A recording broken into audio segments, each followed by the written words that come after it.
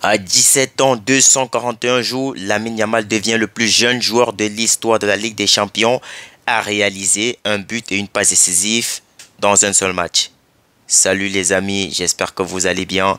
Le Barça élimine Benfica et rejoint les quarts de finale avec notamment les buts de Rafinha et de Lamine Yamal. Le Barça qui s'offre le Benfica 3 buts à 1 en score cumulé, ça fait 4-1. Le match, il a été stratosphérique. Pedri, homme du match. Lewandowski bouge pas, j'arrive. Donc, avant de commencer, les amis, n'hésitez pas de vous abonner, vous liker, vous partager. Vous savez, ça fait plaisir. Le Barça est la première équipe qualifiée. Bon, première équipe, si on peut dire ça comme ça, parce que on sait que Arsenal s'est déjà qualifié, vu qu'ils ont battu le PSV 7 buts à 1. Donc, ce soir, c'était les phases retour des huitièmes de finale de la Ligue des Champions et le Barcelone recevait Benfica. Le Barça a bien répondu présent malgré l'absence de Koubarsi. Araujo était titulaire. Bon, c'est vrai qu'il y a quelques lacunes. Araujo, il y a quelques trucs à améliorer, mais très bon match. Très gros match dans l'ensemble. Pedri, homme du match, une fois de plus. Au match aller, c'est lui qui avait été homme du match. Bon, c'est vrai qu'après son trophée, il a remis à Szczesny parce que Szczesny, bon, il avait peut-être mérité, mais Pedri, je ne sais pas si actuellement le Barça peut se passer de Pedri parce que même les médias espagnols, ils en parlent. Pedri, actuellement, c'est l'homme à tout faire à Barcelone. Bon, c'est vrai, il ne marque pas, il ne fait pas de passe décisive, mais dans le jeu, c'est l'homme à tout faire. Donc, Pedri, ce soir, il sort une fois de plus homme du match. Très bon match. Très gros match. Offensivement, il répondait présent. Défensivement, il répondait présent. Les passes et tout. Le gars, il est prêt à tous les postes. Donc, Pedri, franchement, je ne sais pas s'il y a moyen de faire un pressing sur lui. C'est ce que j'avais dit dernièrement.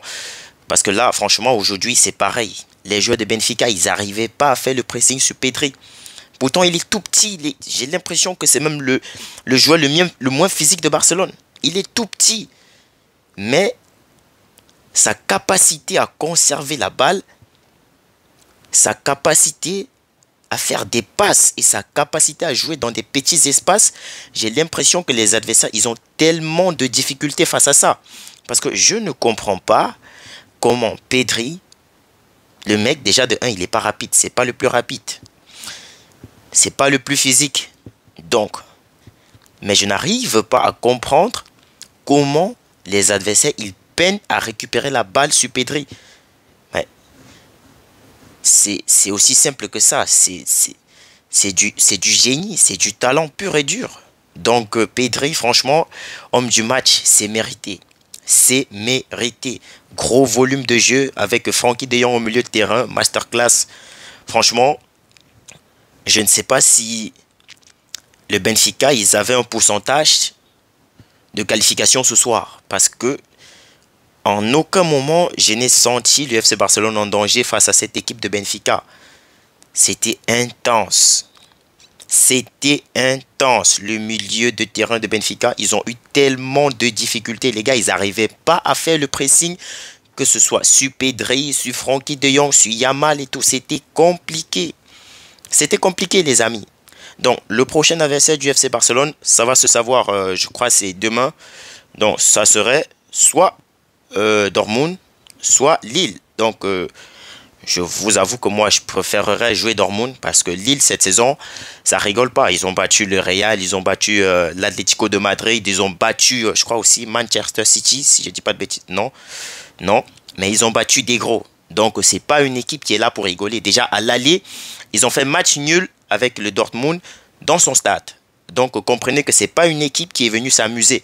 Donc, va falloir être très sérieux, mais bon, de toutes les façons, quel qu'en soit l'adversaire, je pense que le Barça va pouvoir s'en sortir aussi facilement que ça. Le match aller, ça a été un peu difficile parce que bien évidemment, avec l'expulsion de Koubarsi, le Barça s'est retrouvé à jouer 10 contre 11 pendant plus de 60 minutes. Ça, c'était une première parce qu'aucune équipe en Ligue des Champions n'a jamais fait cela.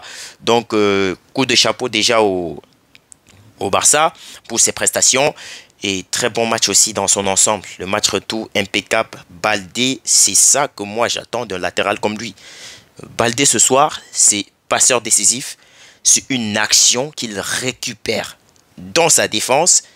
En fait, il a fait l'offensive seul. J'ai l'impression que la contre-attaque, c'était Baldé contre le Benfica. Parce qu'il récupère la balle dans sa surface de réparation. Le gars, il contre-attaque seul. Heureusement pour lui, les défenseurs de Benfica, ils n'étaient pas nombreux parce que c'est une contre-attaque, je crois, à 4 contre 3. Donc là, tu as Rafinha qui est bien démarqué. Et là, tu as Yamal de l'autre côté avec Lewandowski aussi positionné. Donc, du coup, les défenseurs de Benfica, ils ne savaient vraiment pas sur qui ils devaient se positionner. Baldé qui fait la passe décisive pour Rafinha, qui te plante, je crois, c'est le 3e but. Parce que Rafinha, bien évidemment, buteur sur une masterclass de Lamine Yamal. Je vais revenir sur Yamal parce que là, je pense qu'il y en a, il y a beaucoup à dire. Il y a beaucoup à dire dans son match. Donc, Baldé, volume de jeu, moi je l'ai aimé. C'était un très bon match de la part de Baldé. Il réalise un très bon match. Belle performance. Une passe décisive pour Rafinha. Rafinha, double buteur. Et je crois Rafinha ce soir, il devient le premier buteur brésilien. Donc, il devient le premier joueur brésilien à marquer plus de 10 buts en Ligue des Champions en une seule saison. Donc, avant, tu avais des joueurs comme Ricardo Kaká, Ronaldo Nazario. Donc, ce soir, Rafinha, il devient le premier Brésilien. Oui, le premier Brésilien devant Neymar, devant Vinicius, ce que vous voulez. Parce que là, Rafinha, actuellement, c'est le meilleur buteur de la Ligue des Champions. Et ça fait plaisir de voir un joueur du FC Barcelone qui est à la tête, bien évidemment, des buteurs de la Ligue des Champions. Il dépasse, bien évidemment, Seiro Guirassy, qui est à 10 buts, je pense. Guirassy, c'est 10 buts en Ligue des Champions. Donc, Rafinha, actuellement, c'est 11 buts. À l'aller, il est l'unique buteur. Au retour, il est buteur avec Yamal. Donc, Rafinha, très bon match. Alors, Lamine Yamal, ce soir, c'est le premier joueur à avoir 17 ans et 241 jours, mais qui réussit dans un match à faire un but et une passe décisive. Le match de Yamal, il est stratosphérique. Moi, je pense que si Pedri, il n'est pas dans ce match, l'homme du match, pour moi, c'est Lamine Yamal. Parce que ce qu'il a démontré en première période, oh les gars, je vais vous mettre les images. Mais regardez comment il a effacé la défense de Benfica. Moi, ça m'a fait penser à l'action de Boateng avec Lionel Messi. Là, je crois les gars, ils ont déjà fait la comparaison. Ça ne perd pas le temps, ça va très très vite. Vous savez, ça va très très vite. Donc Yamal, il a éteint la défense de Benfica ce soir. Petite feinte, tu as les joueurs qui sont tous allés à contresens. Très belle passe décisive pour Rafinha. Il a juste à mettre le pied. Yamal ce soir, ce qu'il fait, c'est magnifique. Et là, il est à 3 buts en 9 matchs de Ligue des Champions. C'est pas beaucoup, c'est vrai. Mais au moins, il nous a démontré de belles choses ce soir. Donc, très bon match de la part de Lamine Yamal. Rafinha, candidat sérieux au Ballon d'Or. Parce que là, il répond présent dans tous les matchs importants. Tous les matchs importants, Rafinha, il répond présent. Donc, celui par contre qui m'a énervé ce soir, c'est Lewandowski. Lewandowski, il a eu la possibilité de mettre au moins 2 buts. Mais comme toujours, il est passé à côté. Le gars, il n'a rien fait. Moi, je suis sûr. Je suis même pas sûr. On a vu l'expression sur son visage au moment du remplacement. Lui-même, il était mécontent. Il était mécontent. Je ne sais pas s'il était mécontent parce qu'il était en train de sortir ou s'il était mécontent parce qu'il a fait... je ne sais pas, parce que son match était nul. Aucun duel gagné. Les contrôles de balles, zéro. Franchement, Lewandowski ce soir, son match, c'est à oublier. C'est à oublier. Je n'ai pas aimé son match, Lewandowski. Vraiment pas. Alors, tu as des actions où il faut continuer une contre-attaque. Avec Rafinha, bien évidemment, je me souviens, Rafinha, il est rapide. Il sait faire des appels de balles. Mais Lewandowski, qu'est-ce qu'il fait?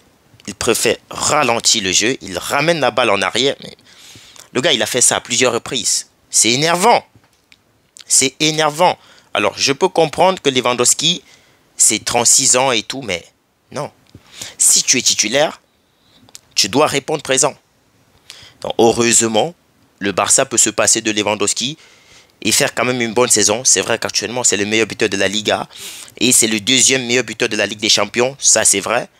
Mais pour des prestations pareilles, moi, je pense que à la longue, dans les matchs hyper importants à venir, je pense qu'il va falloir mettre Lewandowski au repos. Ouais, c'est vrai que c'est un grand attaquant, mais là, aujourd'hui, il n'a pas vraiment démontré ça. Donc, Lewandowski, je n'ai pas été content de sa prestation. J'espère qu'il va s'améliorer au prochain match. Je sais qu'il va être titulaire, mais j'espère qu'il va s'améliorer. Donc, ça, c'était pour Lewandowski. Donc, sinon, le reste de l'équipe, très gros match, très gros effort. Donc, je ne veux pas être long. Et je ne veux pas être long. Je suis juste content de la qualification du Barça. Donc, on attend impatiemment les prochains adversaires, que ce soit Dortmund, que ce soit Lille. On est prêt. Je pense que le Barça va réaliser un très gros match. Et j'espère qu'on doit être qualifié au moins pour les demi-finales de la Ligue des Champions. Là, pour le moment, on peut juste savourer la victoire et rendez-vous dimanche parce que dimanche, c'est l'Atlético de Madrid. Donc, Atlético de Madrid, on se donne rendez-vous dimanche dans votre stade. Je pense que là aussi, on va faire une grosse prestation. Et donc, et Flick, ce qui me plaît, c'est que Flick, il a appris de ses erreurs parce que je me souviens, le dernier match face à l'Atlético de Madrid qui finit à égalité, 4 buts partout, avec l'égalisation de Sorloth à la dernière minute. Là, Flick, il avait commis une erreur de faire sortir Pedri. Mais j'ai l'impression qu'il a appris de cette erreur. Parce que là, Flick, c'est difficile de faire sortir Pedri dans un match maintenant. Parce qu'il se dit, si je fais sortir mon maître à jouer, à tout moment, le danger peut arriver.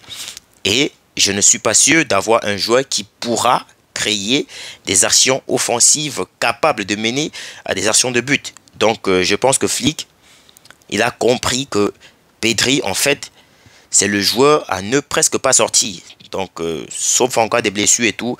Et je n'ai aussi pas été content de l'arbitrage. Donc, le Texier, c'était nul. L'arbitrage, franchement, les fautes, ils sifflent pas, les cartons, ils donnent pas. Moi, je n'ai pas apprécié cet arbitrage. Pas du tout. Donc, prenez soin de vous les amis et on se dit à très vite.